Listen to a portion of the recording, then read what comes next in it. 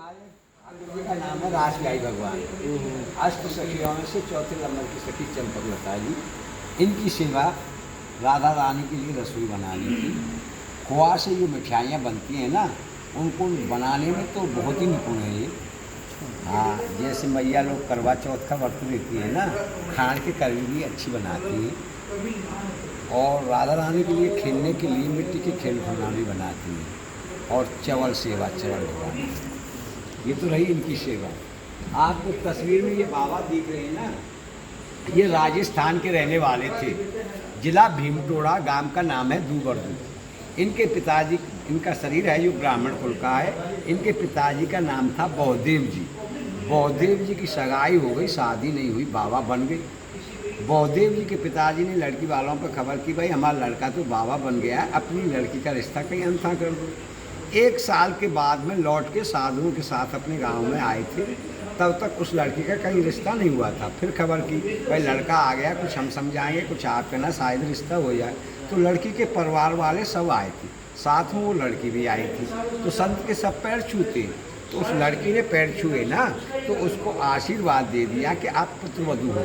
शादी हुई नहीं, आशीर्वाद दे दिया पुत्रवधू हो। वो आश्चर्य कर गए, महाराज ये आप क्या बोल रहे हैं, समाज में निंदा नहीं होगी, बदनामी का काम होगा, कुआरी की बच्चा पैदा होगा।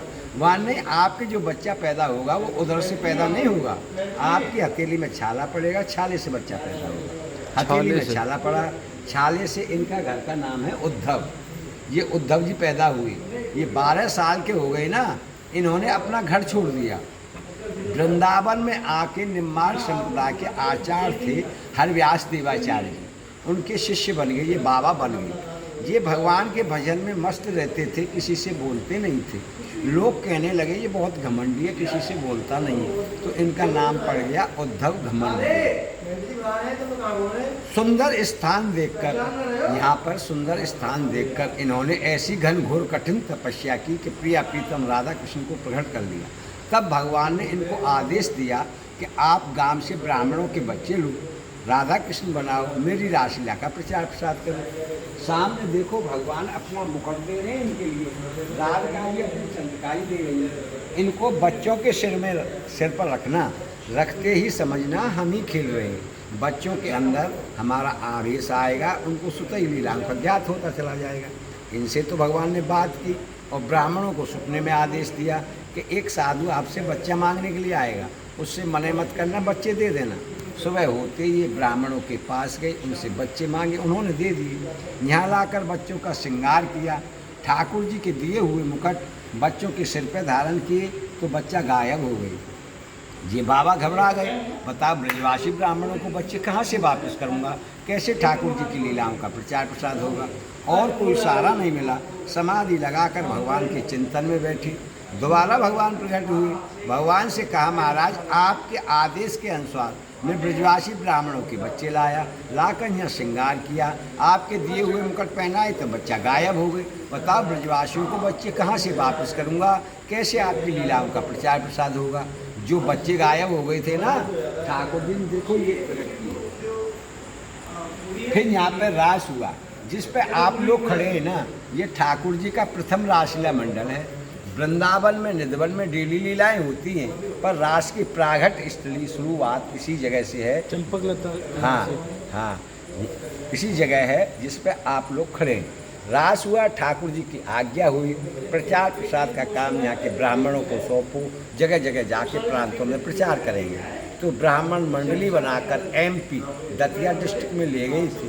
दतिया वाले राजा बोले, जैसे कृष्ण भगवान ने काली नाग जमुना के अंदर से नाथा ना, उसी प्रकार हमको नागनाथ के दिखाओ, नहीं हम आपको जेल में बंद कर देंगे। आप ढोंग फैलाते डोलते। ब्राह्मणों को हड़काया तो ब्राह्मण घबरा गए, सोचने लगे हम तो ठाकुर जी की आज्ञा से प्रचार करने के लिए निकले, ये राजा क्या कह रहा है। तो उदास होकर बैठे थे। पहले रास में ऐसे छोटे छोटे बच्चे ठाकुर जी बनाते थे। वो बच्चे बोले, आप क्यों उदास हैं। उन्होंने बताई, लाला ये राजा बोल रहा है, जैसे कृष्ण भगवान ने काली नाग जमुना के अंदर से नाथा ना, उसी प्रकार हमको नागनाथ के दिखाओ, नहीं जेल में बंद कर देंगे। नागनाथ के मतलब नाग सांप, हाँ उसको नाथ कर। अच्छा, हाँ, नहीं हम आपको जेल में बंद कर देंगे, आप चिंता मत करो। राजा से अभी जाके बोलो कि आज नाग लीला ही होगी। ब्राह्मणों ने जाके बोल दिया कि महाराज आज नागलीला होगी। तो राजा ने सपेरे बुला के अपने तालाब में बहुत बड़ा सर्प छुड़वाया, रासलीला हुई। रास ब्याही भगवान ने खेलते खेलते उस तालाब में गेंद गिर दी। श्रीदामा सखा की गेंद थी, उन्होंने अपनी गेंद मांगी, उनसे छुड़ा के तालाब में कूद गई। तो 3 घंटा तक नहीं निकले।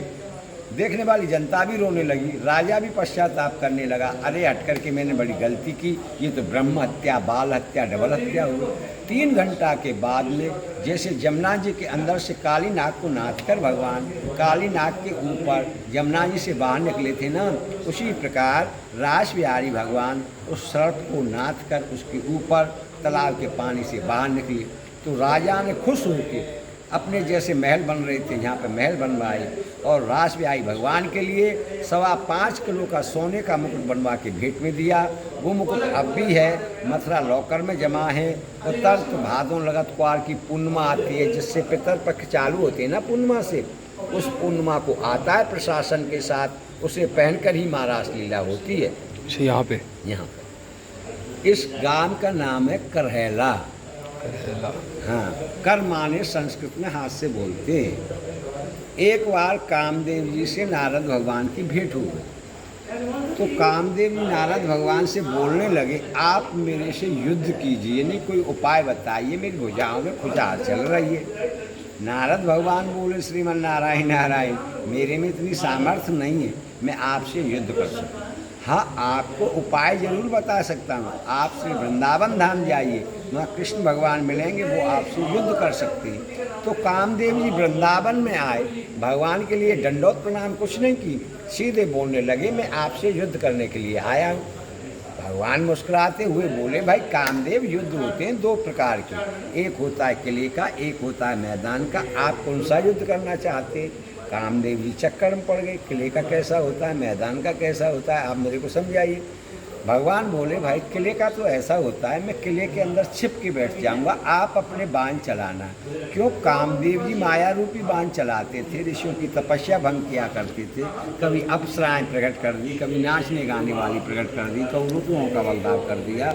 भगवान बोले, अगर तेरी माया ने मेरे ऊपर प्रभाव डाल दिया तो मैं हार गया, तू जीत गया। मैदान का ऐसा होता है, रात्रि के 12 बजे मैं 16 सहस्त्र गोपियों के साथ महारास लीला रचूंगा, आप उसमें आना।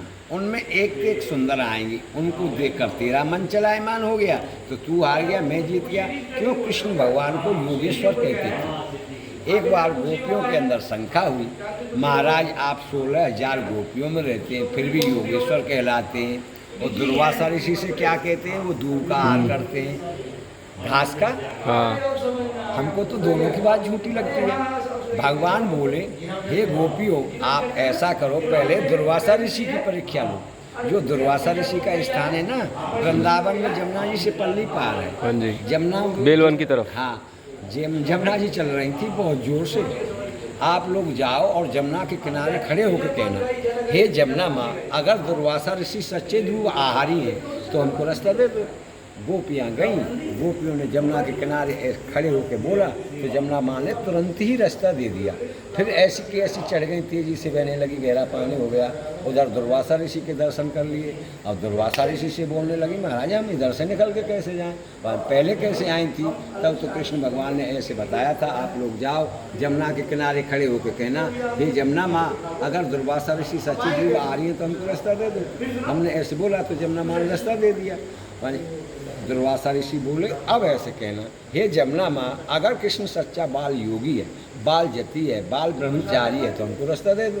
गोपियों ने फिर ऐसे बोला तो जमुना माँ ने फिर रास्ता दे दिया। तो दोनों की परीक्षा हो गई, कृष्ण भगवान की भी हो गई, दुर्वासा ऋषि की भी हो गई। उधर कामदेव ने युद्ध तय किया था मैदान का। तो भगवान वृंदावन से इस करैला गांव में आए थे। ये करैला गांव है ना, ये उपवनों में समार है, इससे वार्तावन भी कहते हैं। सही बरसाने के सामने गांव है।